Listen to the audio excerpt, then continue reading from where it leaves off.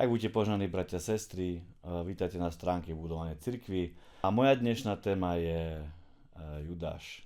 Takže poďme do Božieho slova, pozrime sa na Evanjelium Jána 6:70. A Ježiš im odpovedal: Či som si ja nevyvolil vás 12 a jeden z vás je diabol.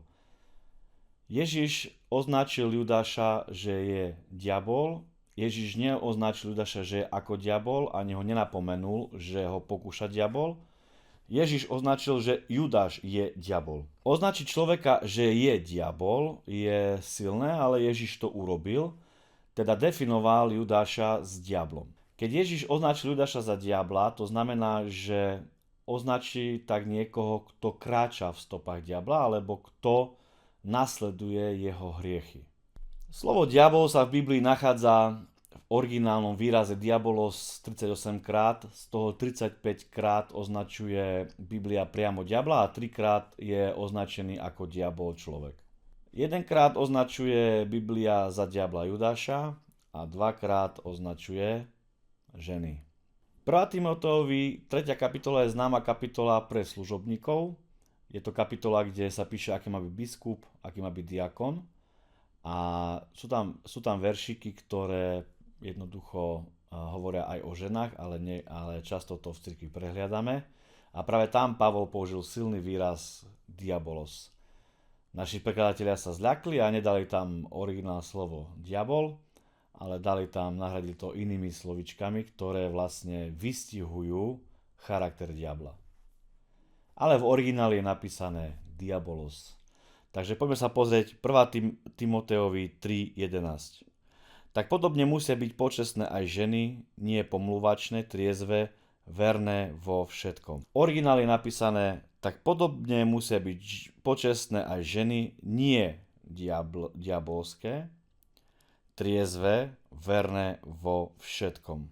Zaujímavé je, že ženy, o ktorých sa bavíme, sú práve služobničky, pretože je to v kapitole o služobníkoch a tam sa baví o tom, že ženy, služobničky, musia dať pozor, aby sa z nich nestali diabolské osoby. Tak ako aj Judáš sa stal diabolskou osobou, i ženy musia dať pozor, nielen muži musia dať pozor, aby sa nestali diabolskými, ale ženy musia dať pozor, aby sa nestali diabolskými. A Pavol to definuje, že vtedy ženy začnú chodiť v stopách satana, keď začnú ohovárať a začnú klebetiť a začnú šíriť rôzne klamstvá a klebety, ohovárky. Druhý veršík, kde sa spomínajú ženy, označené slovom diabolos, je Epištola Títovi 2:35, kde Pavol sa prihovára k starším ženám. A staršie ženy tak podobne v držaní sa ako svedčí svätým, nie pomluvačné ani zotročenému vínu, ktoré učia tomu, čo je dobré a krásne, aby učili mladé ženy rozumu, aby milovali svojich mužov, aby milovali svoje deti, aby boli rozumné, cudné, opatrujúce domácnosť, dobré, podriadujúce sa vlastným mužom, aby sa nerúhali slovu Božiemu. Originál slovo, ktoré je napísané nie pomluvačné, nie je pomluvačné, ale originál slovo, ktoré Pavol použil, je diabolské diabolos. Teda Pavol varuje aj staršie ženy, aby sa nezapájali do ohovárky, aby sa ich charakter nepremenil z dobrých žien na diabolské ženy. Teda Satan spočiatku nebol Satan, volal sa Lucifer, prebýval v nebi, ale pokazil sa. Pokazenie sa je jeho špecialitka, to znamená, že on vie veľmi šikovne dobrého služobníka, dobrú služobničku zmeniť. Častokrát kresťania sú prekvapení, keď niekto dobre začne a zle skončí. Ak niekto dobre začne a zle skončí, to je práca diabla, pretože on vie ako na to. On sám sa pokazil. Prečo o tom hovorím? Je preto, lebo Ježiš nazval Judáša diablom. A keď Ježiš nazval Judáša diablom, dal mu určitý charakter, dal mu určité vlastnosti tým, že ho tak nazval. A jednou z vlastností, ktoré Judáš mal, je, že začal dobre a pokazil sa. Tak isto ako aj diabol. Ezechiel 28:12. Synu človeka, pozdvihni truchlospev nad kráľom Týru a povieš mu, takto hovorí Pán Hospodin, ty si pečaťou úmernosti, plný múdrosti a dokonalý čo do krásy. V Edene v záhrade Božej si bol, všelijaký kmeň drahý ťa pokrýval, rubín, topas, diamant, taršíš, chryzolit, onyx, jaspis, zafír, karbunkol a smaragd i zlato. Práca tvojich bubnov a tvojich píšťal bola v tebe, v deň, ktorý si bol stvorený, boli pripravené. Ty si ten veľký cherub zastierajúci a odkedy som ťa dal, bol si Bohom na svetom vrchu, prechádzal sa medzi ohnivými kameňmi, bol si dokonalý vo svojich cestách od dňa, ktorý si bol stvorený, dokiaľ sa nenašla pri tebe nepravosť. Biblia dokonca hovorí, že bol dokonalý a boli v ňom píšťaly a bubny a sú v ňom píšťaly a bubny. To, že satanovi sú píšťaly a bubny, nám ukazuje, že má niečo dočinenia s hudbou a jedna zo špecialít je, že Satan vie veľmi ľahko pokaziť chváliča, pretože chválič je v cirkvi obdivovaní, chváliči sú obdivovaní aj možno mimo cirkev, aj svet obdivuje hudbu a skrze hudbu vie veľa Satan pokaziť. Preto každý chválič v cirkvi musí dať pozor, aby sa nestal súčasťou zbury, pretože veľmi často práve diabol si používa chváličov k tomu, aby urobil nejakú zburu. Ďalším bodom, ktorý vidíme, že veľmi často v cirkvi je, že diabol je klamár, a to je jeho super schopnosť, pretože Biblia nazýva, že on je otec lži, teda on stvoril klamstvo, je otcom toho. Ježiš hovorí, on je otec lži, on splodil lož. Teda za každým, keď v cirkvi niekto používa lož, stáva sa diablom. Poďme sa pozrieť do Božieho slova. Evanjelium Jána 12:4. A jeden z jeho učeníkov, Judáš, syn Šimonov, ten Iškariotský, ktorý ho mal zradiť, povedal, prečo sa tá masť nepredala za 300 denárov a nedalo sa chudobným, ale nepovedal toho, pretože by sa staral o chudobných, ale pretože bol zlodej a mal mešec a to, čo sa dalo do neho, nosil. Teda vidíme, že on sa na oko staral o chudobných, ale nestaral sa o chudobných, staral sa sám o seba. A častokrát vidíme aj dnes, že ľudia sa prevliekajú, že sa starajú o chudobných, zakladajú rôzne charity, zrobia nejaké zbierky, ale nie je cieľom sa starať o chudobných, ale cieľom je sa obohatiť. Klamstvo je ako pomazanie a Božie pomazanie vie rásť na človeku, Boh vie dať pomazanie a tak aj Satan vie naložiť svoje pomazanie na svojich služobníkov. Teda tí, ktorí slúžia Satanovi, dostávajú to pomazanie klamstva. A klamstvo má tiež rôzne úrovne. Klamári sú na rôznej úrovni, rôzna sila, od malých klamárov až po megaklamárov. Najväčšie pomazanie klamstva na sebe nosí samotný Satan a poďme sa pozrieť do Božieho slova, kde sa o tom píše. Takže, zjavenie Jána 12:9. A zvrhnutý bol veľký drak, ten starý had, ktorý sa volá diabol, Satanáš, ktorý zvodí celý svet. Teda vidíme, že na diablovi je pomazanie a jeho pomazanie, to klamstvo, satanské pomazanie, ktoré je klamstvo, je tak silné, že Biblia hovorí, že zvodí celý svet. Teda taká úroveň toho klamstva je na ňom, že dokáže celý svet oklamať. Že také klamstvo vymyslí v posledných časoch, že oklame celý svet. Keď napríklad služobník začne klamať pastorovi, na 100% je znakom, že do jeho života vstúpil diabol.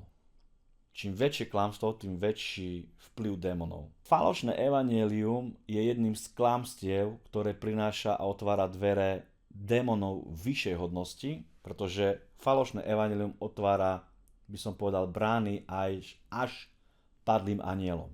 Nad falošným evanjeliom už sú padlí anjeli, ktorí dokážu ovplyvniť národy.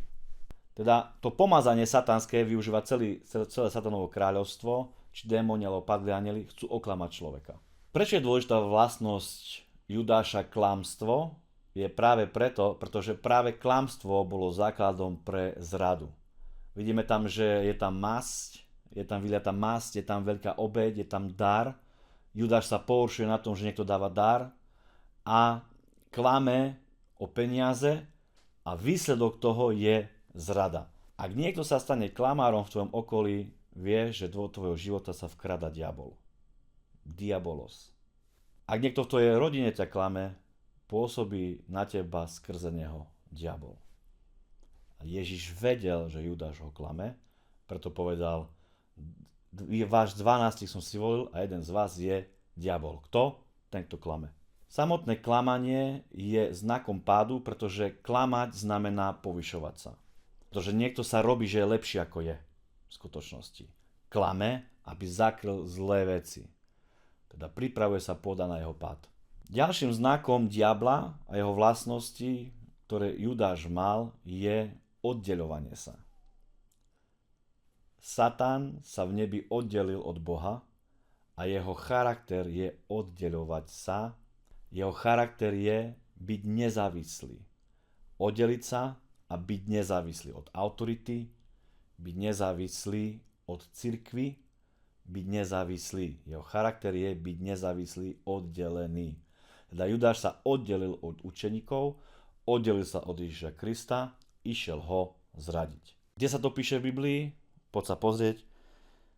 Júda, 1. kapitola, 18. verš. Vám hovoril, že v poslednom čase budú posmievači, ktorí budú chodiť podľa svojich bezbožných žiadostí. To sú tí, ktorí sa oddelujú, telesní, nemajúci ducha. Amen. Teda ak je niekto oddelený od cirkvi, ak je niekto oddelený od autority, není duchovný. Biblia hovorí, že je telesný, nemajúci ducha. Byť oddelený, neschopný byť v cirkvi je charakter diabla. Ak v nejakom živote pôsobí diabol, spôsobí, že človek je oddelený od cirkvi, je oddelený spod autority. Dobre, niektorí mohol namietať, že ale sú pastori, ktorí nemajú autoritu, alebo sú ľudia, ktorí nemajú nad sebou autoritu. Je to veľmi jednoduché rozoznať, že či ten, kto nemá nad sebou autoritu, je od Boha, alebo není od Boha. Poďme sa pozrieť do 2. epištola Korinťanom 11.13, lebo takí falošní apoštolovia sú stivými robotníkmi, pretvarujúcimi sa na apoštolov Kristových. A nie div, lebo veď sám Satan sa pretvaruje na anjela svetla. Nuž teda nie je to veľkou vecou, ak sa i jeho služobníci pretvarujú, ako či boli služobníkmi spravodlivosti, ktorých koniec bude podľa ich skutkov. Amen. Nemôžeme poprieť, že sú pastori, sú služobníci, sú ľudia, ktorí nie sú pod autoritou a je to v poriadku, pretože vždy musí byť niekto, kto je konečná autorita. Napríklad Mojžiš bol konečná autorita, Abraham bol konečná autorita, samotný Peter bol autorita, ktorá nemala nad sebou nikoho. V Biblii sa píše, že on zajal a rozdal dary, jedných za apoštolov, jedných za pastorov, jedných za evangelistov, jedných za učiteľov, jedných za prorokov. A on dal tie dary k budovaniu svojho tela, k budovaniu cirkvi. Takže keď Ježiš zajal a rozdal dary, a tie dary dal z nejakého dôvodu, on ich nedal iba tak. On nedal tie dary na to, aby boli darmi. Ale on dal tie dary, tie povolania, dary Ducha Svätého a dary, ktorí sú niekedy ľudia, sú samotnými darmi, rozdal tie charizmy. On ich nerozdal len tak, aby človek na tom zarábal peniaze. On ich rozdal preto, aby budovali cirkev. Teda je tu jeden kľúč, ktorým ľahko rozoznáš, či ten, ktorý slúži a nemá nad sebou autoritu, že či je na ňom Kristové pomazanie, alebo na ňom není Kristové pomazanie. Ak Ježiš Kristus dal a rozdal dary k budovaniu tela Kristovho, to znamená, že keď Ježiš pošle svoj dar, tak ho pošle preto, aby budoval cirkev. Ak príde niekto od neba, od Boha a poslal ho Boh, prvé, čo začne robiť, je, že začne zakladať cirkvi. Evangelista má cieľ, aby vznikla cirkev na tom mieste. Misionár má cieľ, aby vznikli cirkvi. Pastor buduje cirkev. Apoštol zakladá cirkvi, zakladá zbory. Ak apoštol, misionár, evangelista, pastor, učiteľ nepracujú na tom, aby bola silná cirkev na konkrétnom mieste, v konkrétnom čase, s konkrétnymi ľuďmi, není od Boha. Pretože Ježišové Kristové pomazanie je budovať cirkev a zakladať zbory. Ježiš zakladá zbory dodnes. A Ježiš založil milióny cirkví a milióny zborov s miliónmi ľudí. Ježiš je arcipastier, najvyšší pastier, pastor všetkých pastorov, učiteľ všetkých učiteľov a apoštol všetkých apoštolov. A jeho pomazanie spôsobilo to, že vznikla aj v Jeruzaleme cirkev a keď učeníci sa roztrúsili do celého sveta, pomazanie Ježiša Krista spôsobilo to, že vznikali všade zbory a cirkvi. Apoštol Pavol všade, kde chodil, mal za cieľ jednu vec, vybudovať zbor. Cieľom apoštola Pavla nebolo len zevangelizovať aj spreč. Cieľom apoštola Pavla nebolo chodiť po misii a modliť sa za chorých a robiť takéto veci. A robiť si na tom promo alebo neviem čo. Jeho cieľom bolo založiť cirkev. Preto písal listy, alebo písal listy do cirkvi. Prečo písal listy do cirkvi? Lebo budoval zbory, budoval cirkev. On nechodil po svete len tak. Jedna z vecí, ktorá je diablov charakter, je chodiť po svete len tak. Dobre vieme z Joba, že Satan chodil hore-dole, hovorí, Boh sa opýta, kde si bol, čo? Chodil som hore, dole, sem i tam, po zemi. Teda, keď je niekto pod pomazaním diabla, jeho charakter je raz tu, raz tam. Chodím sem a tam. Ale nikdy nebuduje konkrétnu prácu, konkrétne miesto. Ak hovoríme o cirkvi, hovoríme o konkrétnom mieste, o konkrétnych ľuďoch, o konkrétnom čase. To nie je virtuálna vec, je to skutočná vec. Pavol nebudoval nasledovníkov svojich listov. Pavol budoval reálne zbory. Čo ma stále udivuje je, že ľudia z cirkvi nasledujú a počúvajú ľudí, ktorí ich vyučujú, ktorí nie sú v cirkvi. Alebo ľudia, ktorí majú pastorov, počúvajú ľudí, ktorí nemajú pastorov. To je pre mňa taká záhada, že prečo to vlastne kresťania robia. Vzorom nám je aj príklad napríklad proroka Baláma, Bileám, v každom preklade je to trošku inak, v roháčkov je Balám. Slovo Balám znamená bez ľudu. A to bol problém Baláma. Preto bol nazvaný falošným prorokom, pretože bol bez ľudu. A dokonca nemal rád cirkev. Vidíme, že dal radu Balakovi, ako poraziť Izrael. A priviedol smilstvo do Izraela. Ďalší spôsob, ako diabol alebo Judáš pôsobí, ale prečo Ježiš nazval Judáša diablom, je, že Judáš si myslel, že on je iný. On je iný apoštol. Judáš si myslel, že on vie lepšie ako ostatní. Že on je iný. Jeden z najväčších klamstiev diabla, a keď má niekto také myšlienky v cirkvi, alebo aj mimo cirkvi, je, že diabol oklame, že on je iný. Ja keď som bol mladý, som si myslel, že som iný. Myslel som si, že keď ja budem brať drogy, ja nebudem závislý. Ja som iný. Ja keď budem piť, ja sa nestanem závislý. Ja keď budem fajčiť, ja budem slobodný. Jeden z veľkých klamstiev bolo, že máme to pod kontrolou, že nie sme závislí, lebo my sme iní. My nie sme jak tí, ktorí boli pred nami, takí hlúpi.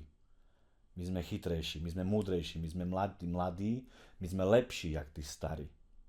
Nikto není tak špeciálny, aby na ňo neplatili Božie zákony a aby na ňo neplatili zákony, ktoré Boh dal. A nikto nie je taký špeciálny, aby nemohol byť oklamaný diablom.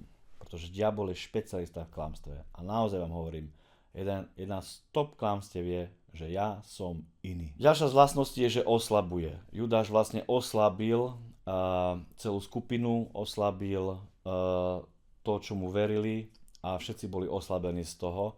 Ježiš nebol oslabený, Ježiš dovolil, aby ho zobrali.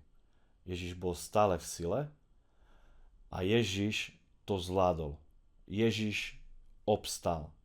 Ostatní boli oslabení. Skrze čo? Skrze Judáša, skrze diabla. Diabol je špecialista na oslabovanie.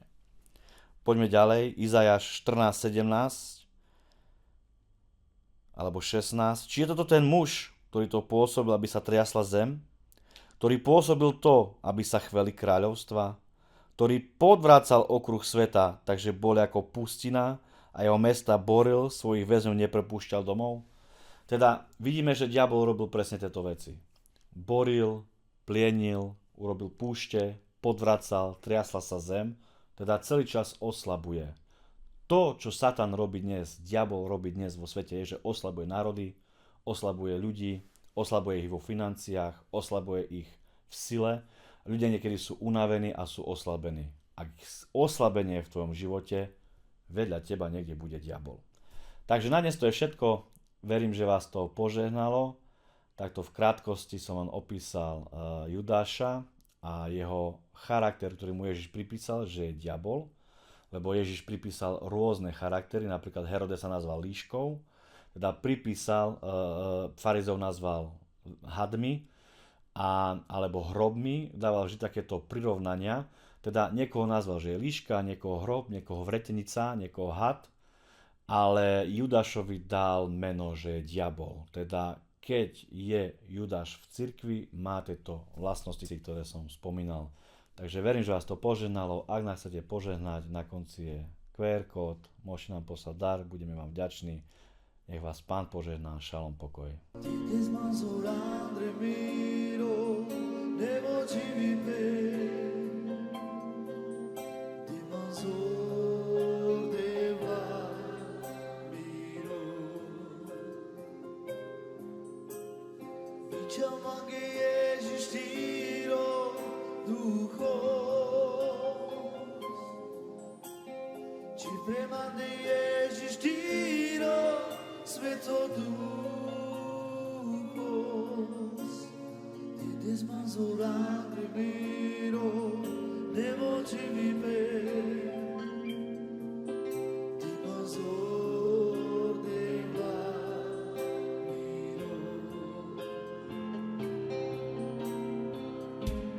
Ježíš tu dnes mi dojilo, teba tu sa mírou samotou. Ježíš tu